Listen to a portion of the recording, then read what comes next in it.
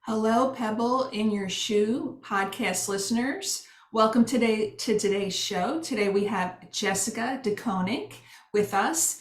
Jessica is a poet and she became quite prolific in her later chapter of life, which is why she's here with us today. So, welcome, Jessica. Thank you. Thank you. So, Jessica, tell us how poetry fit into your life when you were an attorney, and then how you used it to transition to your third chapter. Okay. I think the hardest thing when I was the most difficult thing when I was younger was both working and having young children. That's a real struggle for parents juggling that time. And when my kids were young, I thought, wow, if I only had more time, I would just be writing all the time. Well, when I wound up having more time, I was not writing all the time. And it's still a struggle to make time or procrastinate and all that other stuff. But while I was working, writing was really a way to separate myself from the working world and use different part of my brain and not have the same kind of work stress around deadline and what got done and what didn't get done and who needs what. So that was very beneficial. Now, did you have an interest in poetry as a child, or when did it appear? I did. I've thought about that more at this point in my life than I did as my writing practice was developing.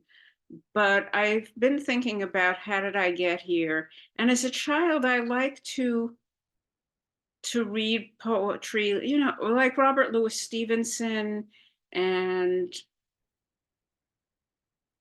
um, Lewis Carroll, the poems in Alice in Wonderland and Through the Looking Glass. I just liked all of that. I liked the musicality of it, but I didn't think about it in that way. Mhm. So, you were busy with your career and you were busy with the children, and you have an MFA. When did you kind of slip that in? Much later.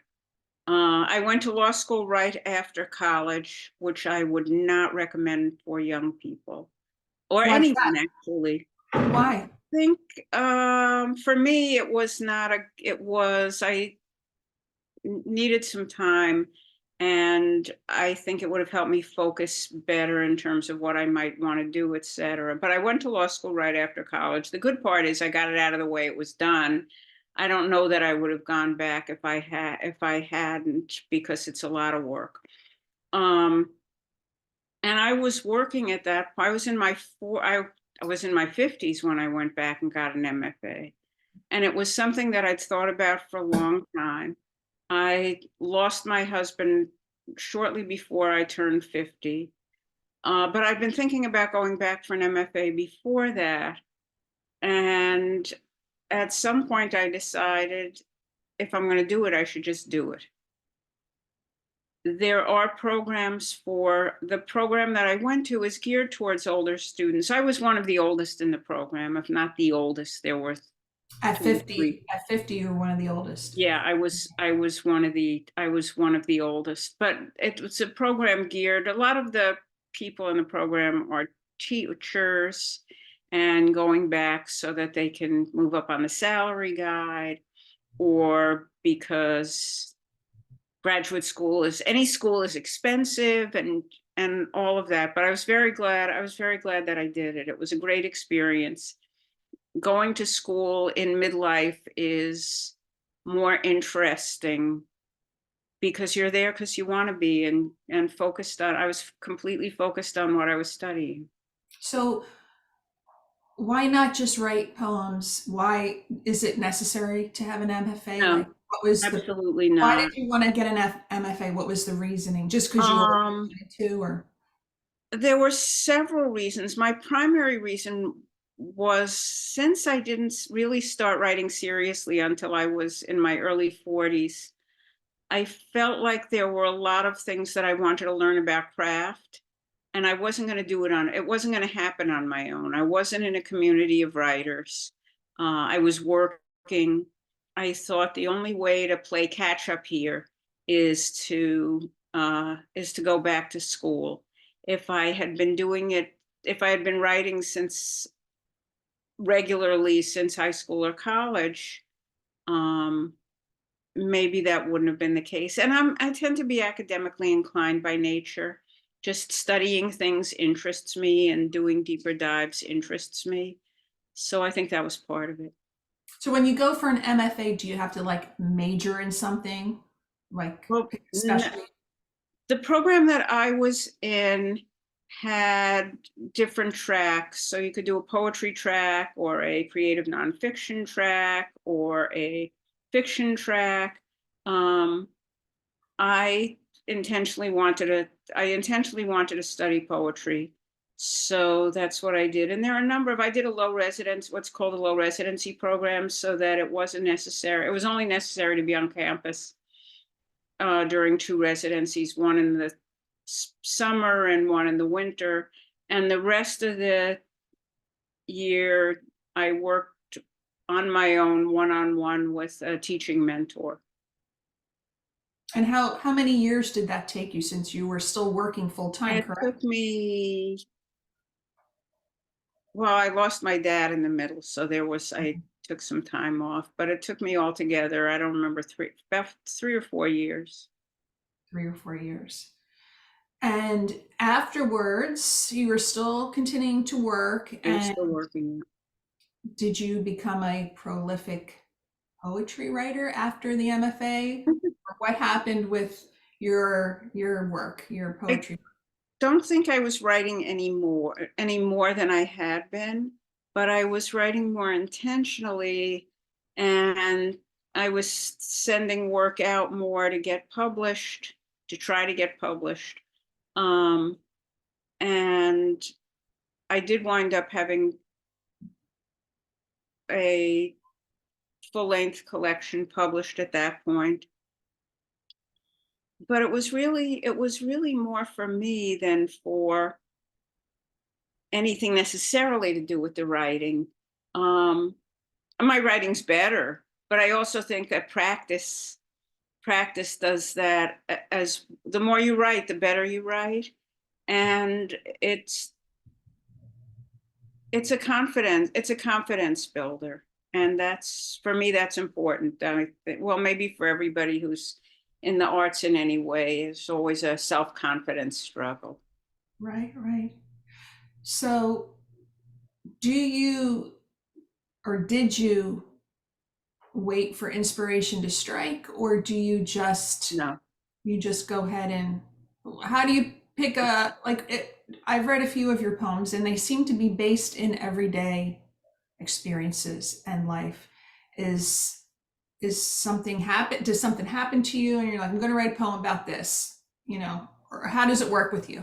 Sometimes, sometimes something will strike me and I'll think, oh, I'm going to write a poem about that. But part of going back to school and part of the practice is practice. Mhm. And so if I sit around and wait for inspiration, I may never be inspired. There's always something to write about.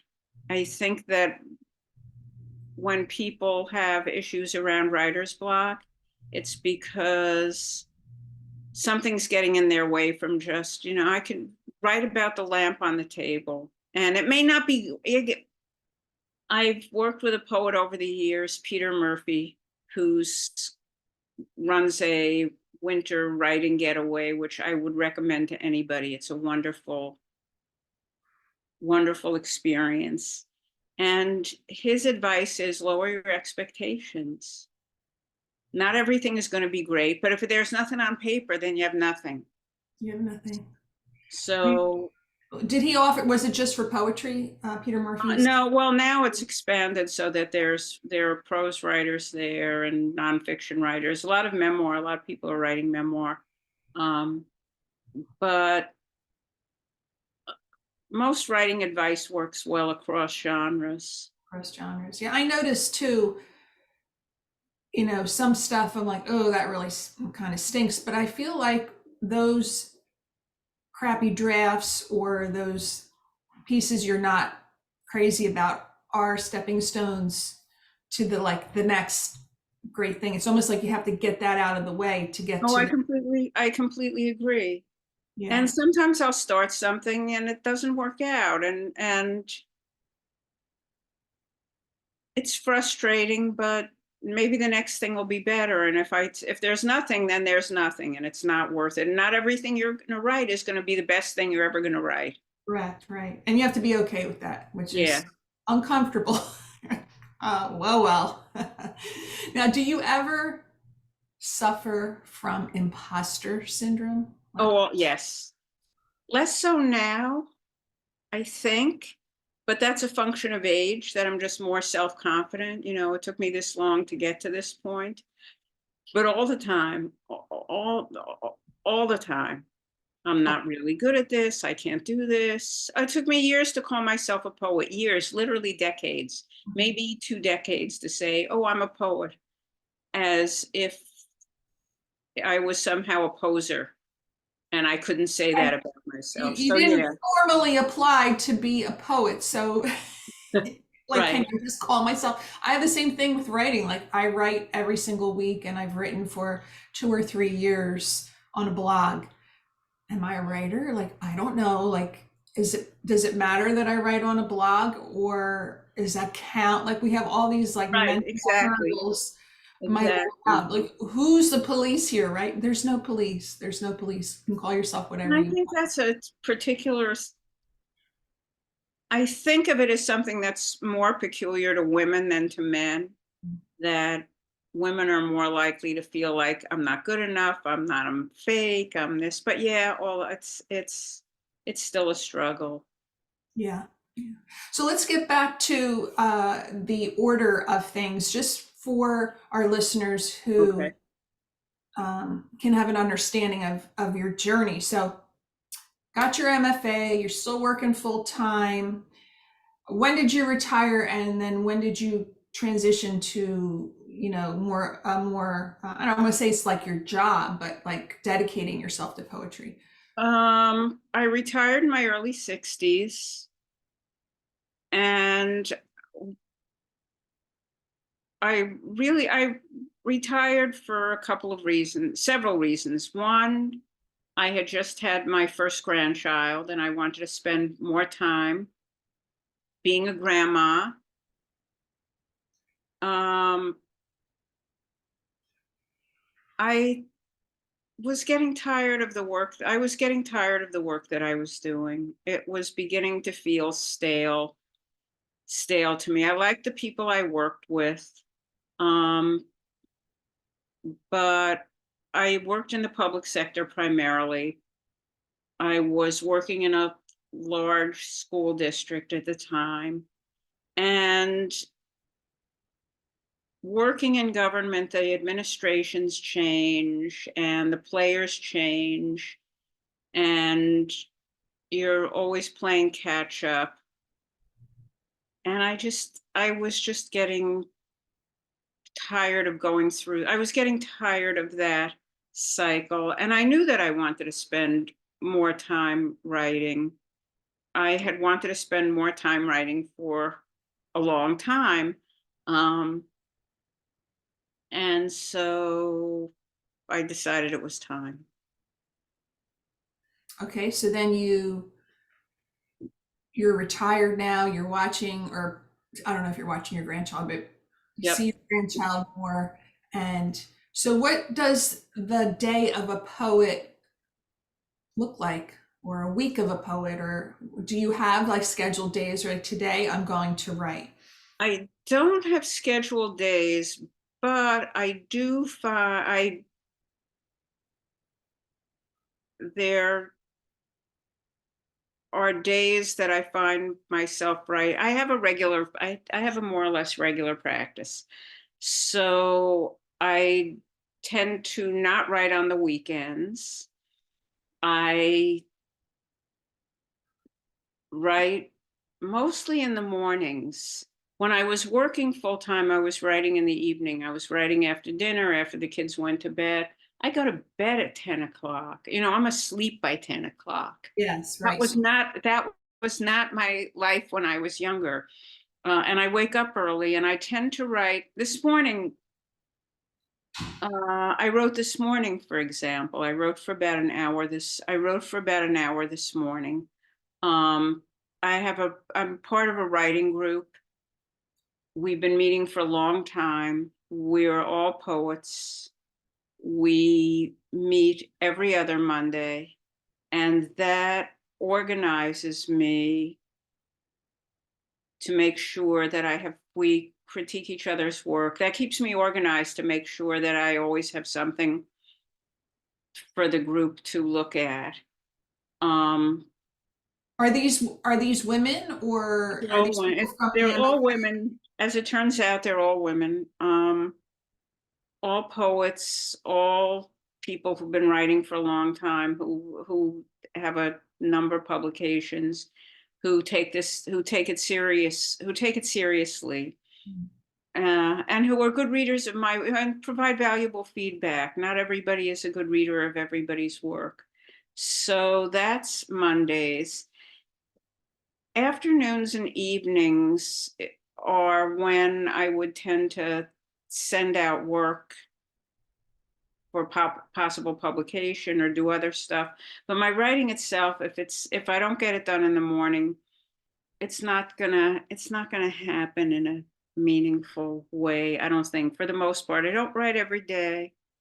Um, So I you're keep writing a on journal. Friday if you know you have that meeting on Monday. So you make sure by Friday that you have something Well, ready. yeah, sometimes I have something. Sometimes we meet at 11. Sometimes I'm writing at 9 o'clock in the morning or eight Before o'clock in you the morning. go.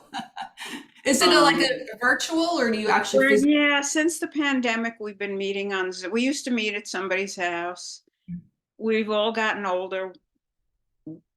There's so now a couple of us have mobility issues. And it's the nice thing about Zoom is you can look at documents and all of that other stuff. I do miss the social interaction, but there you go.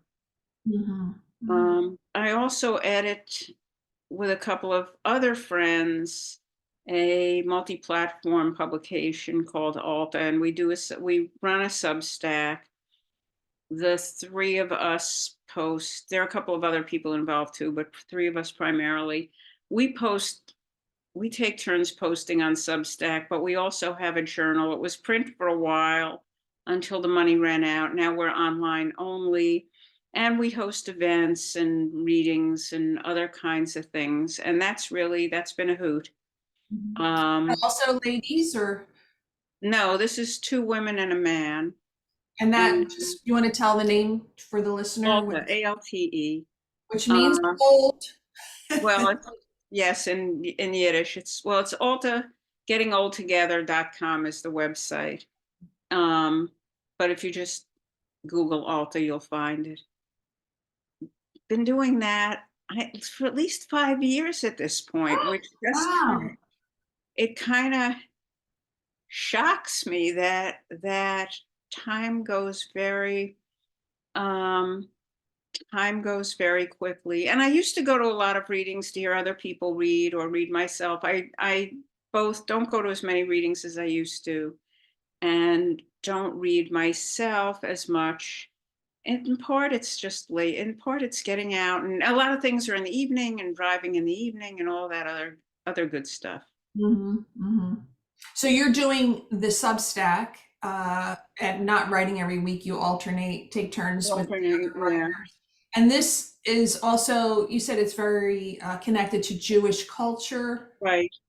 and There's a okay. long history, but It is, but nobody has to be Jewish to engage, and a lot of it isn't, but that's kind of how it all, that's, that was the genesis of it, no pun intended.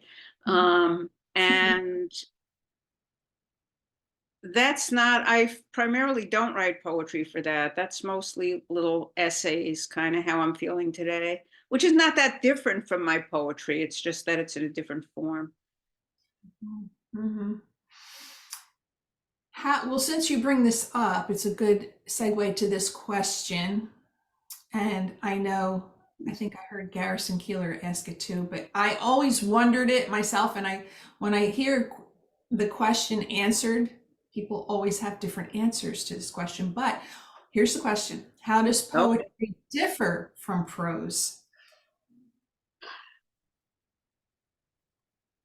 It used to be, the answer to that used to be much clearer because poetry was primarily um, metrical and often rhyming, but at least now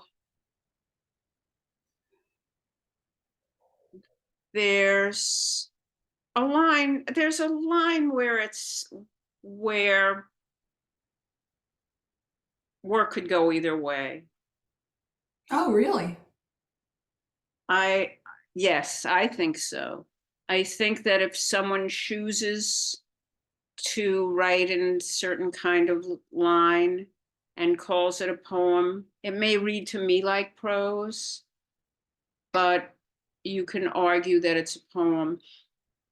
Poems have a kind of musicality that prose doesn't have. Poems also follows a variety of rhetorical rules, for want of a better word, that prose doesn't. So poetry will have repetition in a way that poetry will have repetition in a way that prose doesn't have. Poetry will have a kind of music, even if it's not a strict iambic pentameter. When you hear it, you'll hear that the sound is qualitatively different than if you're reading a newspaper article. Poetry relies more on metaphor and simile. Poetry may rhyme, it may not rhyme, but it may rhyme. It's more, I think poetry is more interested in form and what the work looks like on the page than prose does, but there's not like a simple elevator speech answer about the difference between poetry and prose. And I think there are a lot of reasons for that, but I do think there's a point where they come together and they're not that different. And then it branches out from there. Yeah. So in my poetry class, there is some discussion of craft, and at the end, we just have to write. And I'm just writing, and I'm like, what's the difference? Like, it's, to me, I get really blurry, but then when I see poems, I can recognize them, but I'm not sure what is it, about it that makes it a poem. But anyway, it's an interesting question. When you said iambic pentameter, I was immediately whisked back to school when we learned all that. And that, like, is terrifying to think that I would have to know how to do that to write a poem when I'm just like beginning.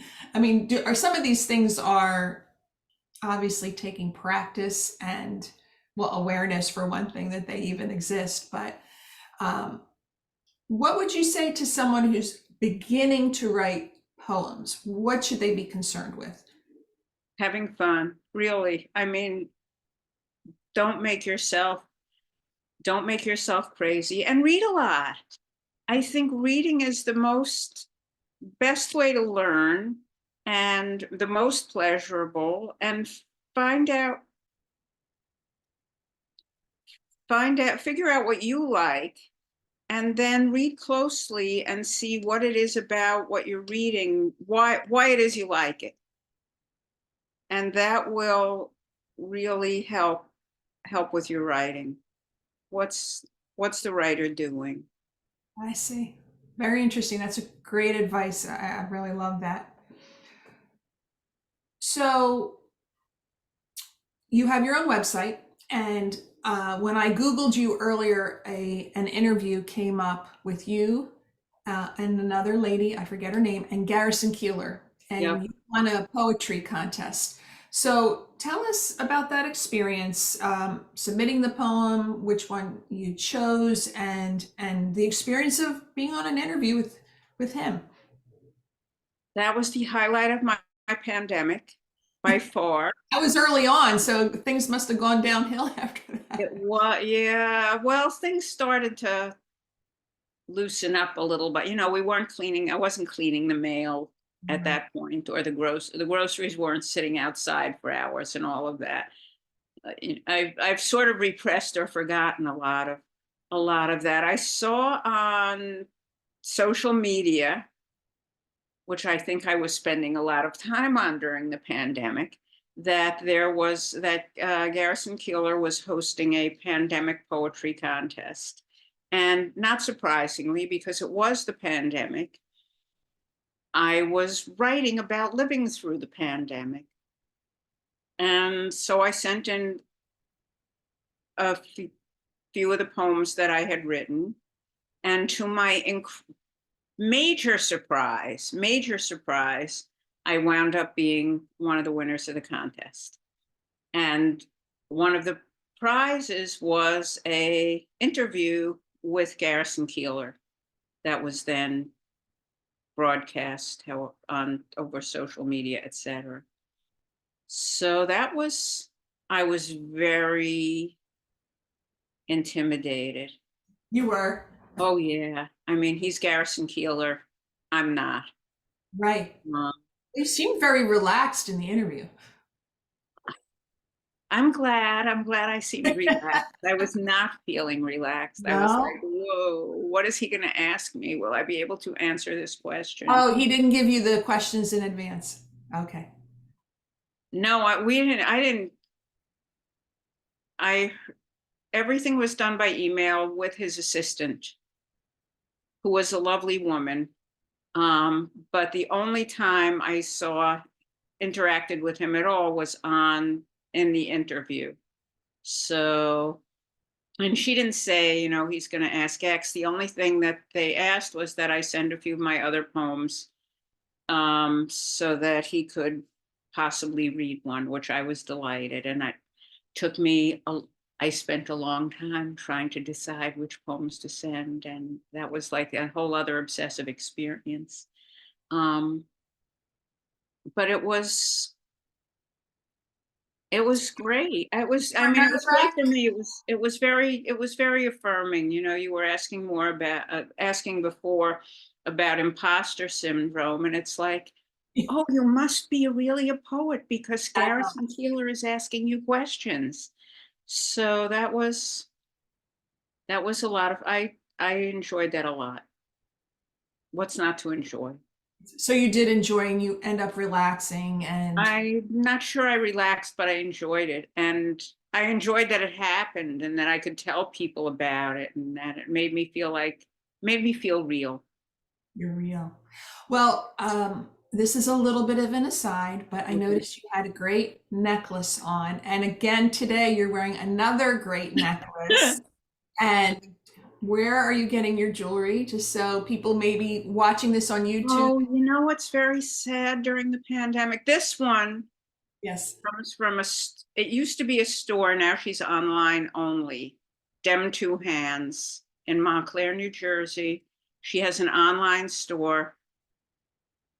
I've been shopping at her store forever. The store I got the other necklace at was in Ocean City, New Jersey. I was going to say, I thought Ocean Grove because it looks like sea glass. Or is Yeah, it? this one does. No, the other one I got in Ocean City, and they went out of business also. And I love shopping at little boutiques and that whole experience and socializing with the store owner. And during the pandemic, there were 3 different stores that I like to frequent, one in Ocean Grove, which you just mentioned, one in Ocean City, and one in Montclair, and they all closed. All three of them closed during the pandemic. The one in Montclair, as I said, she's got an online store. I'm not sure if the one in Ocean, but the one in Montclair, where I've been going to for I've been in Montclair for like close to 40 years. And her store, Dem Two Hands, I'll say it again, Marion Lake, it was just such a wonderful experience. That experience of small shops Yes. is something that we've lost, and I miss it a lot. I mean, I wouldn't buy a piece of jewelry, especially, costume jewelry that's kind of quirky looking. I'm not going to buy it without looking at it. It's just not going to. Buying it. Yeah. I had also a lot of jewelry from when I was working, and I noticed now that I'm wearing sweatpants and lounging around the house, I don't have the opportunities to wear these beautiful things, even though I love them and I appreciate that you were wearing them. One of the ways I trick myself into writing and working every day is to get dressed like I'm going during Oh, the week, is to get dressed like I am going to work. First of all, I have, clothing, and it's creates, I don't do it all the time, but a lot of the time, it puts me in a different headspace. I might have to try that. I kind of don't ever want to put on pants or anything with a belt again because Right. or wear high heels. Like there's certain things I don't want to do anymore. But I think there's something to be said for being dressed for work because it does shift, your mind. I guess it is kind of like tricking yourself, but it's very interesting. What would you say how you've changed through the years with your creative life, like about maybe your thought process or your methodology? I mean, just think through the span and to where you are now. How has your creativity changed? I think it's more intentional about it. I think for many years, any sort of creative work was a side endeavor or like a hobby, or I didn't feel like it was a hobby, but I felt like I wasn't justified in taking it as seriously. And that's shifted completely, because I find that the more that I write and work on writing and read articles and follow what other people are doing, that it interests me. It interests me a lot. Helps with my own work, and it feels important to me in a way that I didn't permit it to feel important in the past. I think that's what it is. It makes sense. Makes total sense. Would you do us the honor of reading one of your poems? Sure. I can't read from memory. I mean, I suppose if I really worked at it, but I never Oh, have you really. mean like when we were in grade school, we had to memorize Like, poems? You yeah, haven't memorized your own poems. I don't memorize. I haven't memorized but it would be valuable. I remember the ones that I had to learn in grade school. What I don't remember is anything that I try to memorize now. So, and I might be able to do this without looking at it, but I don't think I'm Oh, just go ahead and read it. not going to take the risk. So this one was published in Tiferet, which is a literary journal, and they also excerpted a piece of it on their website. I don't know if it's still up there, but it was for a while. And after someone read it on their website, a guy in India asked if it was okay to translate it into Gujarati. Wow.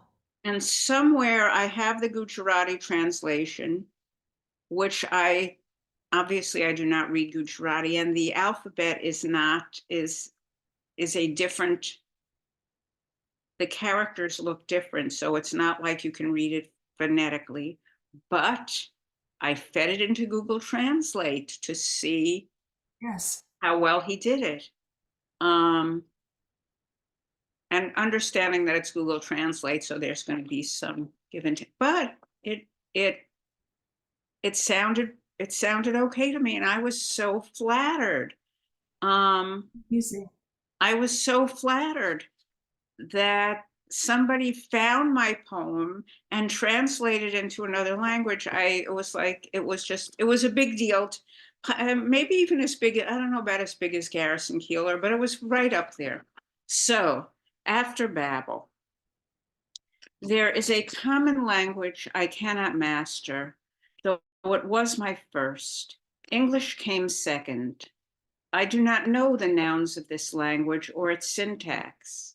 I cannot conjugate its verbs, but rivers speak it, as do bones and bottles left for recycling, the geese in the lake, screen doors, peach trees, ambulances, trolley cars, and kettles. It is there in the static of stars. But I remain dumb. If I could speak this tongue, if I had its vocabulary, if I knew its tune, I could tell you, and you would understand. Wow. The static of stars. I just think that's such a beautiful Thank combination. you. Thank you. So poems just, so you're talking about the unspeakable and you put words to something that, I mean, I just love that that's what poetry does. It puts words to things that you never thought of before, but it totally captures the essence. I mean, I can't even really even say what I'm trying to say, but it's just a beautiful way to capture emotions and the unspeakable. I don't, whatever that means. But what can you tell us a little bit about if there was any inspiration for this poem? I wrote it a while ago. I guess one of my obsessions is language and how difficult it is we communicate in words, and words are never precise and never completely accurate, and they stand for things. So I'm always thinking about, I guess I'm always thinking about that. And I'm always, a lot of my framework is Old Testament. I, and so, you know, the idea of the imprecision of language comes all the way back at the beginning of the Bible, because apparently I'm not the only one who's concerned about this. Um, so that's kind of, I was just musing one day, and it kind of came out. It's amazing. I wonder, I really love the poem that you wrote called Repairs. Do you have that one handy to read? Or I have it up on the screen too. I could read it as well. Um, do I have it? I can pull it up. Pull it up. Unless you'd rather read it, that would be fine too. I love when Garrison Keillor read it, because Oh he, no, he has I don't know that, if I have it here. well, he has that voice. All right. Well, I have my voice, so I will read it. Okay, that'd be great. I love that. I love to hear other people read my work. It's very, I mean, what could be better? Okay. Repairs.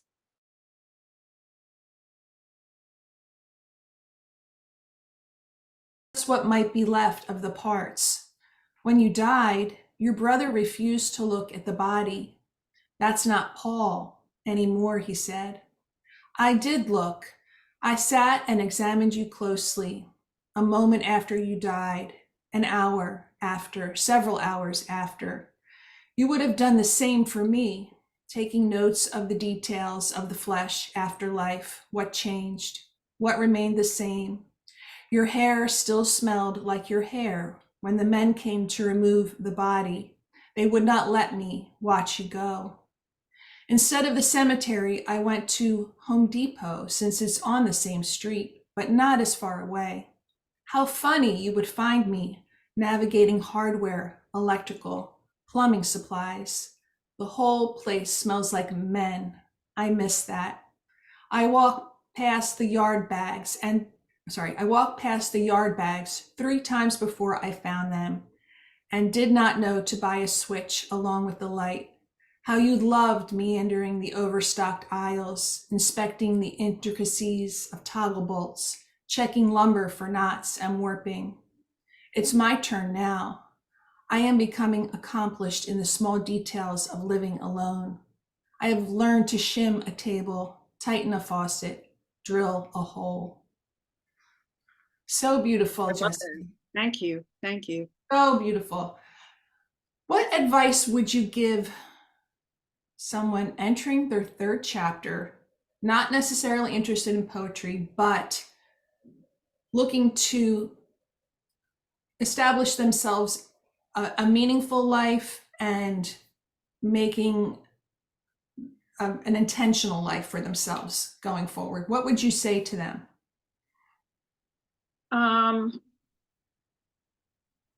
If there is something that you're passionate about, do it.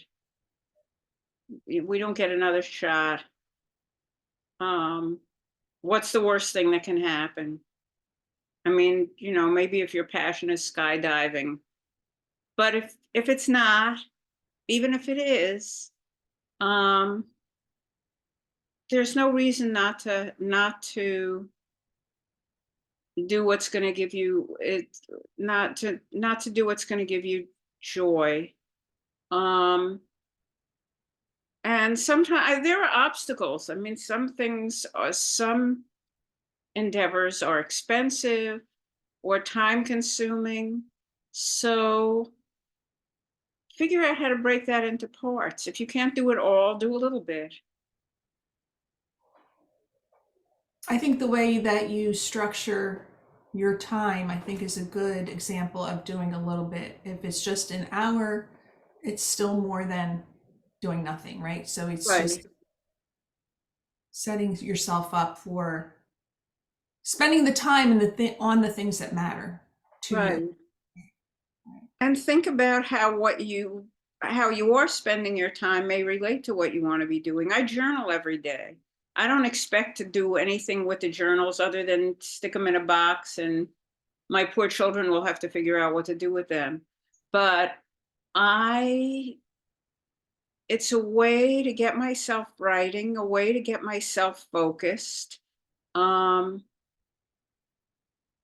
read The Artist's Way a million years ago, and I don't do everything she said, but I incorporate a kind of daily practice into what I'm doing. And I think if you want to do something, think about it. Don't think about how you can't do it or why you can't do it, but think about how what you're doing may in fact be supporting that, and how you can do those things more. I would encourage people to do that, and to be open for when you're open to things, the world just unfolds. Opportunity knocks. Yeah, it does. It does. If you're open, suddenly everything seems to relate to what you might want to be doing. What's next for Jessica de Koninck? I have a manuscript, well, 2 things. I have a manuscript that I'm trying to get published. It is hard to get poetry published, so I'm hoping that manuscript gets published. Right now, even as we speak, I signed up for this fundraiser for Tupelo Press. It's 30-30. You write 30. You have to write a poem a day for a month. And then it's a marathon, a poetry marathon. So that's for the month of March. And I sent off my first poem this morning, which I wrote this morning. Oh, you have to submit it. Yeah, it's supposed to be first draft. Oh, yeah, yes, you have to submit it. And I thought, well, okay, I wrote a poem. the idea, I've never, for April, which is Poetry Month, there's a 30-30 project that a lot of people, I don't know a lot of people, but poets commit to writing a poem a day for the month of April. I've never done that successfully. But I committed to doing this, and I've got one day down, and I decided, rather than thinking about it as in a negative way, that, oh, I got one day done, so I only have the rest of the month of March to do. How hard can that be? That's what the beginners always say. Oh, it's fine. We'll We'll talk see. to you on the 15th. We'll talk to you on the 15th, see how Right, you. I have no idea. I have no idea what I'm going to write. For today, at least I had an idea. For tomorrow, I don't know. But once again, lower my expectations. Perfect. Terrible first draft. It's all good.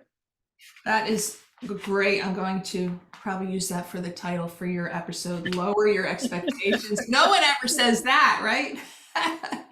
So, how do we find out more about your poems and about you? I do have a website. It's woefully not up to date. www.jessicadekonick.com. I've got a book. I've got a book and a chapbook, which is a small book. Chapbook is called Repairs. And it has that poem that I And read. it has that poem in it. So does my full-length collection. The chapbook is called Repairs. It's published by Finishing Line Press. The full-length collection is called Cutting Room, which is published by Terrapin Books. Or go to the ALTE website, look at the journal, look at Substack, ALTE on Substack. Are you also on Instagram, or are you? I am on Instagram, Jessica DeKoninck Poet, or Jessica DEK Poet. I will put the links in down for people. So and I'm on Facebook, and I am not on TikTok, nor will I ever be. I am not, I don't think, and I'm definitely not on Twitter. I am on whatever it's called. okay.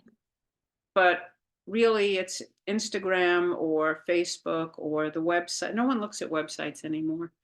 And all the ALTE stuff. Although I did, because to find out more about you. So it is kind of a good, like a little business card, but I don't think that Right. we need it like we used to need it, as you said. And my publishers both have websites. Okay. You are amazing. Thank you so much for coming on. Thank you, I Alana. appreciate you so much. It was just so educational, and you are an inspiration. Oh, and by the way, how old are you? We always have to say. Oh, I am 70. You are 70 and 0. going strong. Going on 71. Going strong and going on 71. Right. Thank you so much for coming today. Thank you. Thank you. This has been a pleasure. Bye-bye. Bye.